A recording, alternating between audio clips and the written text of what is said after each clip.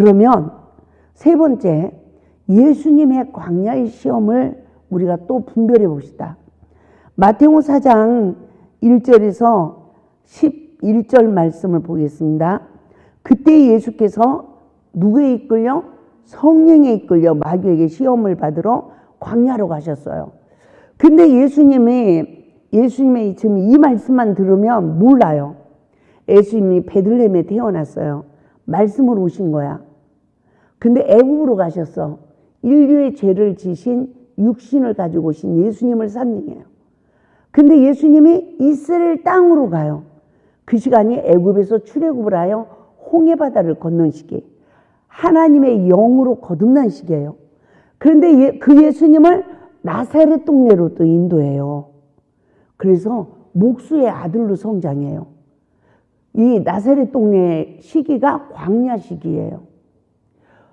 예수님은 목수의 아들로 성장했지만 우리는 하나님의 아들로 마음의 성전을 짓는 훈련의 시기인 줄 믿습니다. 그 시기가 지나니까 예수님이 마태복음 3장에서 요단강의 은혜를 입어요. 요단강의 은혜는 생명의 성령의 법이 성취되는 은혜예요. 말씀으로 누구 죄를 보는 은혜? 내 죄를 보는 은혜. 그래서 요한을 통해서 이 물세례를 받는 것은 말씀으로 예수님은 죄가 없으셔요.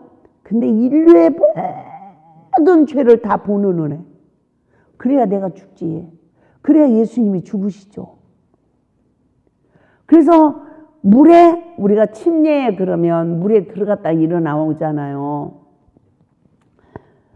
그게 죽음과 부활을 의미한다고 하죠. 그런데 말씀으로 내 죄를 보고 내가 십자가에 못 박히는 거야. 그러니까 뭐가 없어지죠? 죄가 싹 사해져.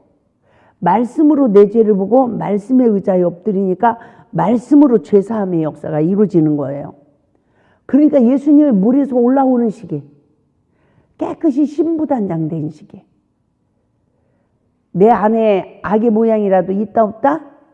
없어. 빈 그릇이야. 그런데 말씀으로 내 죄를 보고 말씀에 의지하여 죽고 말씀을 이제는 신부단장이 돼서 물에서 올라오는 거예요. 그래서 말씀으로 시험을 이기는 시간은 말씀을 아구까지 채우는 시간이에요. 아멘. 참 하나님께서 이런 영적 원리를 그냥 내 삶을 다 통해서 일깨우는데 예수님의 십자가의 죽음과 부활을 의미한다는 거예요. 말씀으로 내 죄를 보고 죽는 삶이 십자가의 죽음의 삶. 근데 그 죽음은 사망의 권세를 이기고 부활하는 줄 믿습니다. 그래서 우리가 죽어요? 너 또 잘못했어. 성령님이 너 또 잘못했어. 그런데요, 놀라운 기적이 일어난다니까요. 나에게 그 말씀이 이루어져 버려. 봐봐요.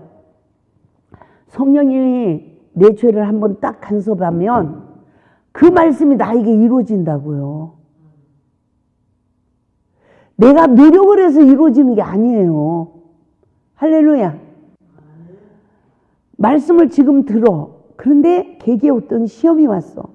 근데 그 시험을 통하여 성령님이 탁 깨닫게 해주는 말씀이 있죠. 근데 그 말씀이 나에게 이루어지는 거예요. 할렐루야. 그래서 예수님도 이 물세례를 받으시고 물에서 올라오는 시기가 말씀으로 내 죄를 보고 나를 십자가에 못 박는 시기. 할렐루야. 그래서 심령이 깨끗해진 그릇으로 말씀으로 내 죄를 보고 말씀으로 죄사함을 받고 진리로 자유해져서 물에서 올라오는 시기가 되니까 성령이 임하고 이는 내 사랑하는 아들이요 내 기뻐하는 자라고 말씀하신 줄 믿습니다. 할렐루야. 그래서 올라오는 시기 성령이 임하고 하나님이 이는 내 기뻐하는 자다. 내 사랑하는 아들이다. 아들의 권세가 주어지는 거예요. 회복이 되는 거예요. 그러니까 예수님은 어떻게 했어요? 시험을 받아. 근데 첫 번째 시험이 어떤 시험이래요? 성전 꼭대기에다 그건 두 번째 시험이죠. 예, 첫 번째 시험이 돌들로 똑덩이가 되게 하라 시험이죠. 근데 예수님이 사람이 떡으로만 살 것이 아니요 하나님의 입으로부터 나오는 모든 말씀으로 살 것이라. 우리는 첫 번째 시험을 이겨야 돼. 육신의 부족함으로 인하여 우리는 이 시험에 져가지고 육신의 것을 구하면 이 마귀한테 지는 거예요. 따라서 합시다. 어떤 상황에서도 말씀을 구하자. 그래야 이 마귀 시험을 이기는 거예요. 그 두 번째는 성전 꼭대기에다 세우네.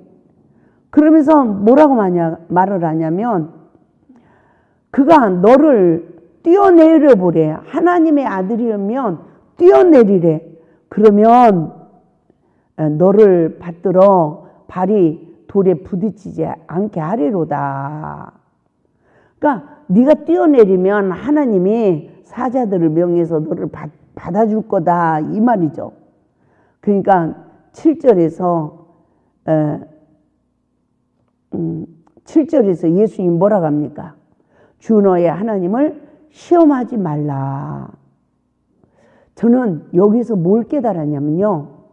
우리가 은혜를 입어. 그러면 성전 꼭대기에 세워요. 교만해져.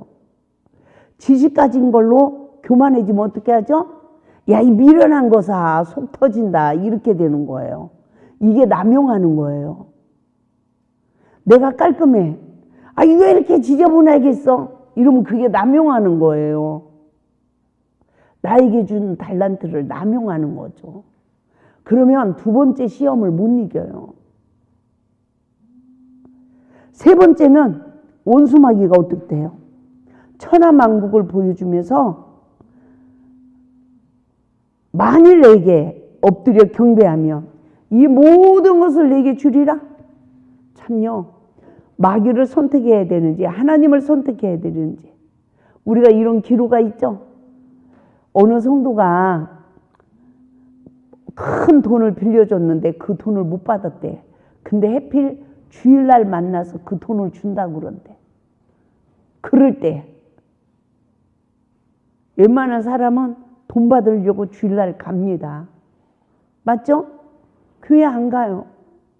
그런 시험들을 모든 매사 하나님 앞에서 이겨야 된다는 거죠. 내가 이 마귀한테 절한다는 것은 나는 당신 말을 듣겠습니다. 나는 당신의 종입니다. 말씀만 해주세요. 내가 복종하겠나이다. 저는 이 세 번째 시험에서요. 선악과의 원리를 깨달았어요. 내가 선악간의 사단의 영에 포로되면 내가 마귀한테 절하는 시간이구나. 참 우리 모두가 예수님처럼 세 가지의 시험을 말씀으로 이기면 11절에 이에 마귀는 예수를 떠나고 천사들이 나와서 수종드니라. 할렐루야. 이 은혜가 있기를 바랍니다. 내가 그러니까 말씀으로 내 죄를 보고 말씀으로 거듭나서 말씀으로 시험을 이기면 마귀는 떠나는 거예요. 천사가 수종든다는 거죠. 그래서 이 세 가지 시험을 우리 모두가 이긴 자가 될 수 있기를 주님의 이름으로 축원을 드립니다. 성령 시대의 시험을 우리가 분별해 봅시다. 따라서 합시다. 하나님의 나라는 정죄함이 없는 나라다. 아멘.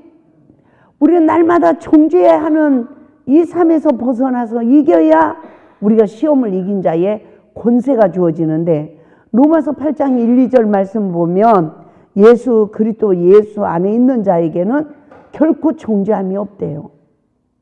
그러면 내가 정죄하는 영적 상태는 예수 밖에 있는 상태예요. 그래서 예수 밖에서 내가 정죄하는 나를 십자가에 못 박는 삶으로 내가 잘못했습니다 하는 시간이 자기를 부인하고 자기를 낮추는 시간이 내가 예수 안에서 정죄하지 않는 시간인 거죠. 그래서 사도 바울도 로마서 8장 2절에서 이는 그리스도 예수 안에 있는 그래요. 예수 안에 뭐가 있대요? 생명의 성령의 법이 있대요. 예수 안에는 생명의 성령의 법이 있대요. 정죄하지 않는 성령의 법으로 나를 부인하는. 할렐루야. 그래서 죄와 사망의 법에서 우리를 해방한다는 것입니다. 그러므로 우리가 어떻게 분별을 해야 할까요? 항상 성령의 인도함을 받는 자는 육신에 속하지 않고 영에 속한 자가 되는 것입니다. 예수 안에서 우리는 죄와 사망의 법에서 해방을 받은 자의 권세가 주어지는데, 순간순간 우리가 이 세상을 살아가는데 이 시험은 끝없이 옵니다. 내가 말씀으로 이겼나 섰나 싶으면 또 넘어질까 조심해야 돼요. 그래서 성령의 법이란 무엇입니까?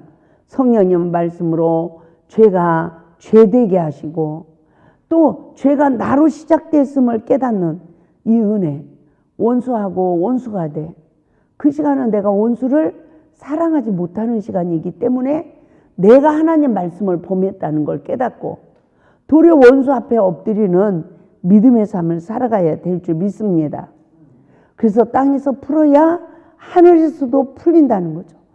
그래서 이렇게 죄와 저주에서 해방을 받은 자, 정죄의 영에서 해방을 받아서 예수 안에서 정죄함이 없는 삶을 살아가는 자는 로마서 8장 11절 말씀처럼 사역의 성령 사역의 결말이 주어지는 거예요. 우리 다 같이 보겠습니다.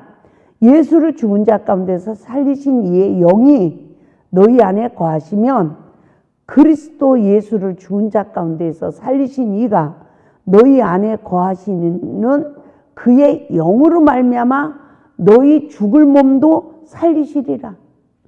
하나님의 영이 예수를 부활시킨 것처럼 우리도 부활되게 한다는 거죠. 죽어서만 천국 가는 게 아니라 이 세상을 살아가는 동안 우리가 죄와 저주에서 해방받은 부활이 이루어지는 줄 믿습니다. 그래서 성령의 법은 나를 죄와 저주에서 해방을 시키는 것입니다. 그 시간은 하나님의 영의 인도함을 받아 진리로 자유해지는 줄 믿습니다. 또한 율법의 요구를 이루는 십자가의 사랑이 성취되는 것입니다. 로마서 8장 3절 4절 봅니다. 율법이 육신으로 말미암아 연약하여 할 수 없는 그것을 하나님은 하시나니 그 죄로 말미암아 자기 아들을 죄 있는 육신의 모양으로 보내어 육신의 죄를 정하사 육신을 따르지 않고 그 영을 따라 행하는 우리에게 율법의 요구를 이루어지게 하려 함이라. 보세요. 성령의 법으로 나를 보고 예수를 그리스도를 믿는 믿음으로 내가 잘못했어요. 내가 잘못했어요 하고 죽으니까 나에게 사랑의 계명이 이루어지는 거예요. 율법의 요구가 이루어지는 거예요. 참 놀라운 은혜죠. 사단의 포로돼서 율법으로 남을 정죄하니까 사랑의 계명에 불순종한 자의 죄와 저주가 내 인생에 따르더니 항상 율법으로 내 죄를 보고 내가 정죄하는 영에서 해방을 받아 이제는 하나님의 영을 쫓는 자가 되어지니까 어떤 자? 내 뜻을 버리고 아버지의 뜻을 선택하는 겟세마네 기도의 승리자가 되니까 율법의 요구가 이루어지는 축복이 임한 줄 믿습니다. 우리가 로마서 8장 5절에서 14절 말씀을 보면 육신에 속한 자와 영에 속한 자의 영적 상황을 분별하게 됩니다. 그래서 5절에서 뭐라고 합니까? 육신을 따르는 자는 육신의 일을, 영을 따르는 자는 영의 일을 생각한대요. 그리고 그 결과 6절에서 육신의 생각은 사망이요 영의 생각은 생명과 편안이 우리에게 온다는 거죠. 누군가 너무 미워. 계속 말을 해야 돼. 미워해야 돼. 그러면 나에게 사망이 이루어져. 그런데 그 순간 육신을 쫓지 않고 영을 쫓는 거야. 하나님 축복합니다. 사랑합니다. 아멘. 입으로 마음으로 믿어 의에 이르고 입으로 시인하여 구원에 이른대요. 그럼 누가 구원받은 거예요? 내가 구원받는 거예요. 내가. 그래서 정말 육신의 생각은 하나님과 뭐가 된다? 원수가 된대요. 육신의 생각은 하나님의 법에 굴복하지 아니할 뿐만 아니라 할 수도 없대요. 그래서 육신에 있는 자들은 하나님을 기쁘게 하지 못한다라고 8절에서 말씀하고 있습니다. 그래서 만일 너희 속에 하나님의 영이 거하시면, 내 속에 하나님의 영이 있으면 육신에 있지 않고 영에 있대요. 그러니까 누구든지 그리스도의 영이 없으면 그리스도의 사람이 아니다라고 말하고 있어요. 그러니까 우리가 잘 분별해 봐요. 하나님의 영은 말씀을 이루어가는 거예요. 근데 사단은 계속 원수 맺게 하고 원망불평하고, 있을 때는 할렐루야 그리고 없을 때는 놀렐루야 이러는 거야. 그런데 보세요. 너무 할렐루야 하는 사람도 조심해야 돼. 예? 항상 사람을 대할 때는요, 마음을 탁 놓으면 안 돼. 경계해야 돼. 제가 보니까 좀 사이가 안 좋은 사람 앞에서는 제가 말의 실수를 안 해. 근데 마음을 탁 열어놓고 좋은 사람 앞에서는요, 아차 잘못하면 내 마음에 쌓인 쓰레기가 나와. 예? 근데 그게 또 나를 보는 거울이 되더라고요. 어머나, 내 안에 이런 게 있었네. 이거를 회개하지 않으면 더 악이 쌓이는 거예요. 악을 심은 결과가 주어지는 거죠. 그래서 10절 다 같이 봅니다. 또 그리스도께서 너희 안에 계시면 몸은 죄로 말미암아 죽은 것이나 영은 의로 말미암아 살아 있는 것이라. 왜? 내가 지금 잘못했어. 내 몸은 죽었어. 그런데 내가 회개를 하니까 내 영이 살아나는 거예요. 믿습니까? 11절 예수를 죽은 자 가운데서 살리신 이의 영이 너희 안에 거하시면, 그리스도 예수를 죽은 자 가운데서 살리신 이가 너희 안에 거하시는 그의 영으로 말미암아 너희 죽을 몸도 살리시리라. 그러므로 형제들아, 우리가 빚진 자로 돼 육신에게 져서 육신대로 살 것이 아니니라. 너희가 육신대로 살면 반드시 죽을 것이로되 영으로서 몸의 행실을 죽이면 살리니, 무릇 하나님의 영으로 인도함을 받는 사람은 곧 하나님의 아들이라. 할렐루야. 육신의 사람은 사단의 지배받아 선악을 분별하여 법을 앞세우는 사람입니다. 영의 사람은 성령의 지배를 받아 자신의 허물을 늘 신하는 눈을 가진 자로서 항상 모든 죄가 나로 시작됐다라고 신앙의 고백을 하는 자입니다. 또 사람에게도 잘못을 시인하는 사람이죠. 그래서 베드로전서 4장 11절 말씀이 너무 중요해요. 시작. 만일 누가 말하려면 하나님의 말씀을 하는 것 같이 하고, 누가 봉사하려면 하나님의 공급하시는 힘으로 하는 것 같이 하라. 이는 범사의 예수 그리스도로 말미암아 하나님이 영광을 받으시게 하려 함이니, 그에게 영광과 권능이 세세 무궁토록 있느니라. 그러니까 누가 말을 하려면 하나님 말씀을 하는 것 같이 하고요. 누가 봉사를 하려면 하나님이 공급해 주시는 힘으로 하래요. 그러지 않으면 그것이 다 죄가 된다는 것입니다. 저는 이 말씀을 처음에 이 말씀을 볼 때요, 너무 충격을 받았어요. 가지고 늘 이 말씀을 붙들고 또 회개했어. 근데 뭘 몰랐어요? 내 눈이 사단에 지배받은 걸 몰랐어. 내 눈에 들보를 안 빼내니까 아무리 회개해도 회개의 열매가 맺어져요? 안 맺어지더라고요. 남편하고 다투어 매일 회개했어. 그런데 뭘 몰랐어요? 이 보는 눈으로 눈이 사단에 지배받은 걸 몰랐어요. 눈으로부터 죄가 시작된다는 걸 몰랐어요. 그러니까 봐봐요. 나무가 크게 자라. 나무가. 근데 막 시기, 질투, 혈기 막 열매가 맺어져. 그러면 한번 금식을 하면 이게 싹 따져. 근데 나무 뿌리는 그대로 있었어요. 근데 이 원죄가 나무 뿌리 역할을 한 거야. 그러니까 늘 얘기하면서 가지치기만 하니까 나무가 더 잘 자라죠. 뿌리는 더 깊이 내리죠. 우리 신앙생활의 결말을 봐봐요. 나중에는 신앙이 조금 누련해지면 겉으로 얼굴 표현도 하나 안 밝아져. 말도 안 하고 사람 죽여. 화도 안 내고 죽이는 거야. 화도 안 내고 상대 안 해버려. 그런데 초신자는 불그락 다 늘어나. 그렇죠? 야, 내가 그랬네. 가지치기만 했네. 근데 이 원죄의 근원으로 지금도 내가 선악과 먹고 사단의 지배받은 눈을 가지고 말씀을 범하는 영적 상황을 보니까 이 뿌리가 뽑아지는 거예요.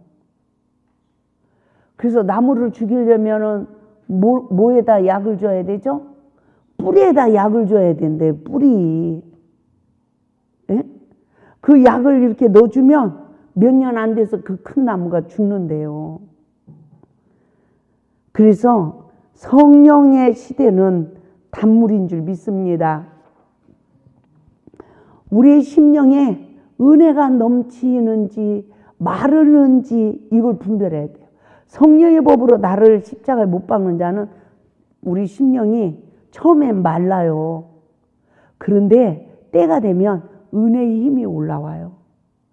봐봐요. 남 정죄하던 힘으로 살았어. 근데 맨날 죄인이래. 힘이 빠져. 근데 따라 삽시다. 사단의 힘이 빠지는 거다. 그러니까 예수님도 목이 마르다 이러셨죠. 주여 나를 버리셨나이까, 아버지여 나를 버리셨나이까 이러잖아요. 근데 아닌 거예요. 예수님이 이 세상의 모든 죄가 다 십자가에서 말라질 때까지, 물 한 방울, 피방울이 한 방울이 없을 때까지 십자가에서 다 쏟으신 거예요. 우리도 마찬가지더라고요. 언제까지 죽어야 된다? 남을 정죄할 사탄의 힘이 한 방울도 없이 다 내가 십자가에 못 박혀야. 그래야 무덤에 들어가서 나도 부활되는 거예요. 은혜가 다시 회복이 되어지는 줄 믿습니다. 그래서 요한복음 4장 14절에서 뭐라고 합니까? 내가 주는 물을 마시는 자는 영원히 목마르지 아니하리니 내가 주는 물은 그 속에서 영생하도록 솟아나는 샘물이 되리라. 단물을 먹이는 시간은 영혼이 살리는 시간이요. 내가 예수 안에 있는 시간이요. 예수님이 주시는 물은 단물이요, 생수요, 기쁨이에요. 이 시대 역시 선악간의 율법의 눈으로 밝아 예수 밖에서 있는 나를 알고 내가 잘못했어요 하면 율법으로 남을 정죄하는 사단의 힘이 십자가에서 말라지는 줄 믿습니다. 그러나 때가 되면 내 죄성이 다 십자가에 못 박혀지고 마른 나무가 되었다 할지라도 반드시 싹이 나고 꽃이 피어 열매를 맺는 아론의 쌍난 지팡이의 기념물이 되어질 줄 믿습니다. 그래서 요한복음 4장 13절에서도 예수께서 대답하여 이르시되 이 물을 마시는 자마다 다시 목마르려니와 이럽니다. 우리가 아무리 내 자신을 십자가에 못 박지 않고 나를 부인하지 않고 아무리 말씀의 은혜를 입어도 맨날 터진 웅덩이의 결과가 주어지는 거예요. 그래서 내 안에 영적 목마름이 끝없이 있는 거죠. 이사야 55장 1절에서 2절 오라 너희 목마른 자들아 물로 나오라 돈 없는 자도 오라 너희는 와서 사 먹되 돈 없이 값없이 와서 포도주와 젖을 사라. 너희가 어찌하여 양식이 아닌 것을 위하여 은을 달아주며 배부르게 하지 못할 것을 위하여 수고하느냐. 내가 듣고 들을지어다. 그리하면 너희가 좋은 것을 먹을 것이며 너희 자신들이 기름진 것으로 즐거움을 얻으리라. 할렐루야. 우리가 목이 말라요. 그런데 주님 앞에 가면 돈도 없이 뭘 사 먹으래요? 말씀을 사 먹어야 되는 거예요. 누구로? 예수의 피로 사 먹는 거예요. 그러면 예수의 피가 누구에게 적용돼요? 성령의 법으로 내 죄를 깨닫고 회개하는 자가 예수 피로 생명의 양식을 먹는 자의 축복이 주어짐을 믿으시기 바랍니다. 그래서 계명을 지키는 자는 예수 안에 거하는 자죠. 그래서 요한복음 15장 10절에서도 내가 아버지의 계명을 지켜 그의 사랑 안에 거하는 것 같이 너희도 내 계명을 지키면 내 사랑 안에 거하리라 라고 말씀하셨으며, 요한일서 4장 15절 16절 말씀을 봐도 누구든지 예수를 하나님의 아들이라 시인하면 하나님이 그의 안에 거하시고 그래요. 예수를 하나님의 아들이라고 시인을 하면 하나님 독생하신 예수가 삼일째 하나님이 내 안에 계시다는 거예요. 그러면 그도 하나님 안에 거하시느니라. 하나님이 우리를 사랑하시는 사랑을 우리가 알고 믿었느니 하나님은 사랑이시라. 사랑 안에 거하는 자는 하나님 안에 거하고 하나님도 그의 안에 거하시느니라. 할렐루야. 그래서 이 제단에 하나님 앞에 물질을 드리면 김한나한테 주는 거예요? 하나님께 바치는 거예요? 하나님께 드리는 거죠. 그래서 주의 종은요, 그 물질을 내 마음대로 못 써. 그 물질을 기도하면서 하나님이 쓰라는 대로 써야 돼. 어느 때는요, 헌금 좀 들어와. 빚 갚을 것도 모자라. 근데 어디다 선교하라. 또 어디다 선교하라. 이래. 그러면 성령님이 인도하는 대로 해야 되는 거예요. 그렇죠? 그래서 참 우리 모두가 어떤 상황에서도 말씀 안에 거하는 삶을 살아가야 또 더 풍성한 역사를 이루어주는 거예요. 요한복음 15장 5절 6절 봅니다. 나는 포도나무에 너희는 가지라. 그가 내 안에 내가 그 안에 거하면 사람이 열매를 많이 맺나니 그래요. 그러나 나를 떠나서는 너희가 아무것도 할 수 없다 라고 말씀합니다. 사람이 내 안에 거하지 아니하면 가지처럼 밖에 버려져 마르나니 사람들이 그것을 모아다가 불에 던져 사려느니라 라고 말씀하고 있습니다.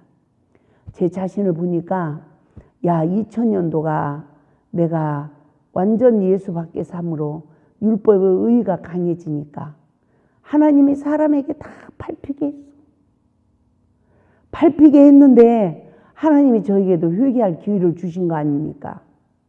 성령의 법으로 내 죄를 보게 하고 엎드려서 회개하게 하시더니 하나님은 그래도 따라 삽시다. 안식의 복을 주시는구나. 근데 그 삶이 어떤 삶이에요? 바로의 꿈을 풀으니까 바로에게 지금 7년 풍년이 옵니다. 이때 곡식을 곳간에 많이 쌓아야 됩니다. 그런데요, 흉년이 와요. 그때 곡식을 팔아야 됩니다.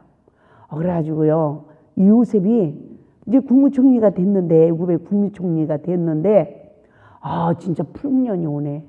따라서합니다. 율법의 저주에서 해방을 받으면 7년 풍년에 양식을 곳간에 쌓는 복이 온다.